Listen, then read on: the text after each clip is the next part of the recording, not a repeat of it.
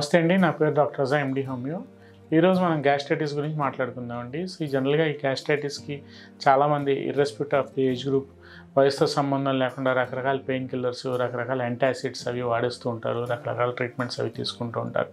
వాళ్ళు ఇష్టం వచ్చినట్టు మెడిసిన్స్ వాడేసుకుంటూ ఉంటారండి. సో జనరల్గా గ్యాస్ట్రైటిస్ అనేది సింపుల్గా మనం మాట్లాడుకుంటే జనరల్గా ఇది స్టమక్లో కానీ ఫస్ట్ పార్ట్ ఆఫ్ డియోడనంలో కానీ పేగు పూత అని చెప్తూ ఉంటాం. అంటే అల్సర్స్ లాగా ఫార్మ్ అయ్యి జనరల్గా ఈ క్రానిక్ అంటే స్వల్పకాలికం అంటే అక్యూట్ గ్యాస్ట్రైటిస్లో ఉన్నప్పుడు నిదానంగా మనం తీసుకోవాల్సిన ఫుడ్ కానీ ఏమైనా హ్యాబిట్స్ ఉంటే హ్యాబిట్స్ మానేయటం కానీ, లేదంటే ఈ స్పైసీ ఫుడ్ ఎక్కువగా తినేవాళ్ళలో కానీ, జంక్ ఫుడ్స్ ఎక్కువగా తినేవాళ్ళలో కానీ, ఇర్రెగ్యులర్ ఫుడ్ హ్యాబిట్స్ ఎక్కువగా ఉన్న వాళ్ళలో కానీ, నిద్ర ప్రాపర్గా లేని వాళ్ళలో కానీ, ఒబేసిటీ కండిషన్స్ కానీ, లేదంటే వైటమిన్ డెఫిషియన్సీస్ ఉన్న వాళ్ళలో ఈ గ్యాస్ట్రైటిస్ కండిషన్స్ అనేవి ఎక్కువగా కనిపిస్తూ ఉంటాయండి.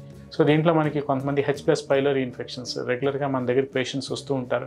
సో కొంతమంది నేను ఒక పేషెంట్ అని చూశాను. ఆ పేషెంట్ ఇక్కడ నుంచి బెంగళూరు వెళ్ళి అక్కడ వాటర్ పడకో, లేదంటే అక్కడ ఫుడ్కి అడ్జస్ట్ అవ్వకో అతను ఈ గ్యాస్ట్రైటిస్తో బాధపడుతూ ఉంటే ఒకసారి ఎండోస్కోప్ చేసుకున్నప్పుడు అతను H+ అంటే హెలికోబ్యాక్టర్ పైలోరీ ఇన్ఫెక్షన్ పాజిటివ్గా తేలినట్టు రిపోర్ట్లో మనకు వచ్చిందండి.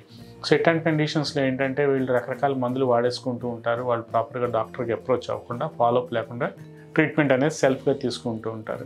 సో కొంతకాలానికి ఇలాగే వాడుకుంటే ఆ వాడే మందులు కూడా పనిచేయకపోగా కొన్ని రకాల ఇల్ హెల్త్ ఎఫెక్ట్స్ అనేవి వాళ్ళకి ఆ రిపోర్ట్స్లో కనిపిస్తూ ఉంటాయి. అంటే కొంతమందికి అల్సర్స్ లాగా రావటం, లేదంటే కొంతమందికి ఆ క్రానిక్ ఈరోజివ్ గ్యాస్ట్రైటిస్, ఈ కొన్ని కండిషన్స్ ఉంటాయి.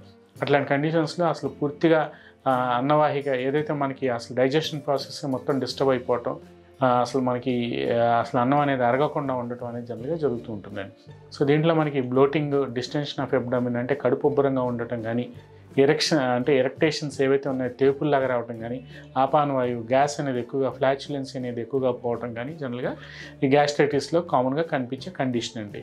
సో ఇట్లాంటి వాటిలో ఏంటంటే మన హోమియోపతిక్ కండిషన్లో తీసుకుంటే మనం రెగ్యులర్గా వాడే మెడిసిన్స్లో మనకి కార్బోవెజ్, లైకోపోడియం, నక్సోమికా, నాట్రమ్ సల్ఫ్, చైనా ఇట్లాంటి మెడిసిన్స్ అనేవి మనం క్లినికల్గా ఎక్కువగా పేషెంట్స్కి ఇస్తూ ఉంటామండి. డిపెండింగ్ అపాన్ ద కంప్లైంట్ మనం పొటెన్సీ వైజ్ అది 30 or 200 లేదంటే అవసరమైతే 1 mg 10 mg పొటెన్సీలో ఇవ్వాలనేది మనం డిసైడ్ చేస్తూ ఉంటాం. సో జనరల్గా ఇది మనకి ఈ అప్పర్ అబ్డామిన్ డిస్టెన్షన్ ఉందా, లేదంటే హోల్ అబ్డామిన్ డిస్టెన్షన్ ఉందా, లేదంటే లోవర్ అబ్డామినల్ డిస్టెన్షన్ ఉందా, లేదంటే మోషన్ అనేది ఎలా అవుతుంది, సో ఆకలి ఎలా ఉంది, సో దీంట్లో మనకి ఈ బ్లోటింగ్ అనేది ఎలా ఉందో అన్నీ చూసుకుని జనరల్గా హోల్ అబ్డామిన్ ఉంది, లేదంటే అప్పర్ అబ్డామిన్ అంటే నక్సోమికా.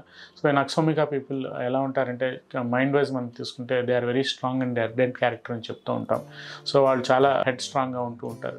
సో వీళ్ళకి పికిల్స్ అంటే చాలా ఇష్టం, వీళ్ళకి స్పైసీ ఫుడ్ ఎక్కువగా కావాలి, జంక్ ఫుడ్స్ ఎక్కువగా ఇష్టపడుతూ ఉంటారు. సో అలాగే లైకోపోడియం పీపుల్కి కూడా వీళ్ళకి కూడా స్వీట్స్ అంటే చాలా ఇష్టం, పికిల్స్ అంటే ఇష్టం. సో ఈ లైకోపోడియం పీపుల్లో లోవర్ అబ్డామిన్ అని చెప్తుంటారు, కింద పొత్తికడుపు భాగాన్ని వీళ్ళకి గ్యాస్ ఎక్కువగా అక్యుములేట్ అవుతూ ఉంటుంది. ఫ్లాచులెన్సీ, ఆపానవాయువు గ్యాస్ అనేది ఎక్కువగా పోతూ ఉంటుంది.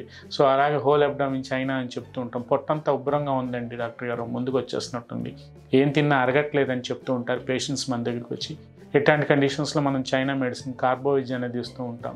సో వీళ్ళకి కార్బోవేజ్ పీపుల్కి ఎప్పుడు ఫ్యాన్ కావాలి, ఫ్యాన్ లేకుండా భోజనం చేయలేరు, ఇమీడియట్గా చెమటలు కారిపోతూ ఉంటాయి, తడిసిపోతూ ఉంటారు, ఎక్కువగా నీరసపడిపోతూ ఉంటారు, సో ఎక్కువగా అల్సట గురవుతూ ఉంటారు. సో ఇట్లాంటి వాళ్ళల్లో మనం కార్బోవేజ్ ఇస్తూ ఉంటాం. ఇట్లాంటి కండిషన్స్లో మనకి గ్యాస్ట్రైటిస్కి హోమియోపతిలో ప్రాపర్గా మనం మెడిసిన్ అనేది ఇవ్వగలిగి ట్రీట్మెంట్ ఫాలోఅప్ అనేది సరిగా చేసుకుంటూ, ఫుడ్ ప్యాటర్న్ ఏదైతే ఉందో జాగ్రత్తగా పాటించుకుంటూ, మన life style healthy modification habits ఏవైతే మన ప్రీవియస్ వీడియోస్లో చెప్పామో అవన్నీ చేసుకుంటే డెఫినెట్గా ఈ గ్యాస్ట్రైటిస్ని కూడా with in a short period of time తగ్గించుకోవచ్చని ఈ వీడియో ద్వారా నేను చెప్పదలుచుకున్నానండి.